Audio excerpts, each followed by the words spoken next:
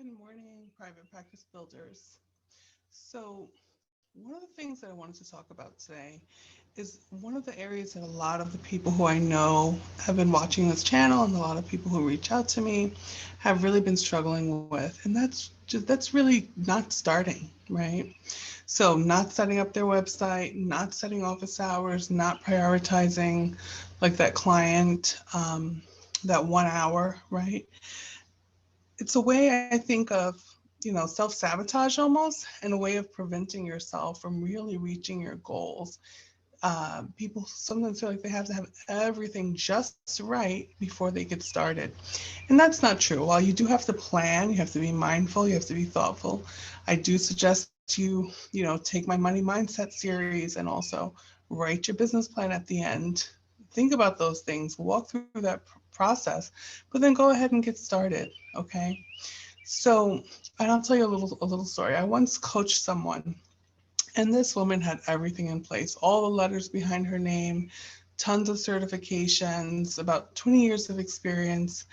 I even coached her on getting a course written up and approved for CEUs through New York State. She had a separate phone number for her office. She rented an office space, right? This woman had everything that she needed, but she didn't get anywhere. And why? Well, every time she got a client, she complained that it was just one client. She wanted her phone to be ringing off the hook. Her solution, her thought behind that was that she needed more training. And honestly, if you're licensed in this field and you have some level of experience and or supervision, generally you can actually get started in the work. You're licensed for that reason. And you get one client at a time. One client at a time. That's how this starts. Right? I tell my new therapists who are starting out, expect between 0 um, and 4 free consultations within the first month of doing this work. Literally, don't expect to start with 5 clients. I mean, some people do, and it's pretty amazing to see on the rare occasions it happens. But most of the time, people start with no clients and 0 to 4 free consultations that they provide in the first month.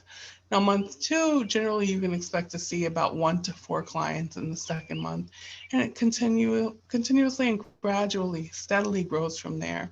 It's not an overnight process. It's a slow and steady process, right? You have to continue to explore what you could be doing differently while growing what you have. You have to show up consistently. I always share that I started with one client. She paid $30 per session. My sessions with her lasted anywhere from an hour and a half to 2 hours. I was so worried about giving her value that I extended what I should have in terms of time for a session. And I also underpriced myself and my services. And you know what? I learned from that process. I did not start out where I am now. It's been a slow process, and I'm still learning and I'm still growing now in this process. So, and again, my practice now, we have over 1,000 clients per month that are seen every month. So I really want you to remember that you have to start somewhere. You just have to start, okay? Um, and so then the other thing that I always often see is people who may begin, but then they don't continue to feed and nurture their business, right?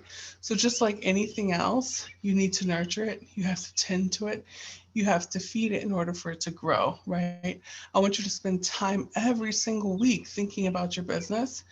I want you to pay for ongoing supervision or pay for, monthly consultation.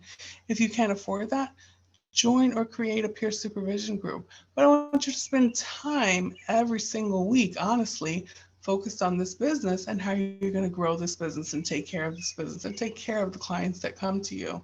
This is your business. Take it seriously, feed it and nurture it. Okay.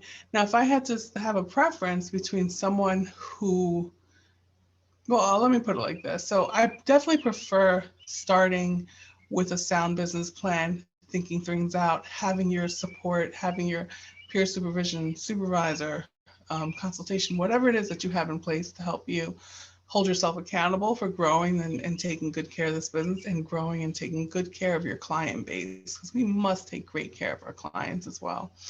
But if I had to choose between someone who jumped in too fast versus someone who didn't jump in at all, right? I would rather someone who jumped in too fast, because they can go ahead and they can continue to make the changes that they need to get the business where they want it to go. If you freeze and you don't jump in at all, or if you put the toe in the water and that's all that ever gets in, it can only bring you but so far, right? So it's just like any game. You have to be in it to play. You can only learn and do so much, but so much from the sidelines. Okay, so please continue to send me your questions, your thoughts, your feedback. I love answering questions and giving this feedback to people. I think it's so important. I built a beautiful business that I'm very proud of and that I'm still continuing to build and grow and to develop and turn it into what it will eventually be. So I'm also still in the process, right? I've gotten somewhere, quite a few somewheres with it, but I also have to continue to learn and grow, right? So thank you so much for watching and have a great day.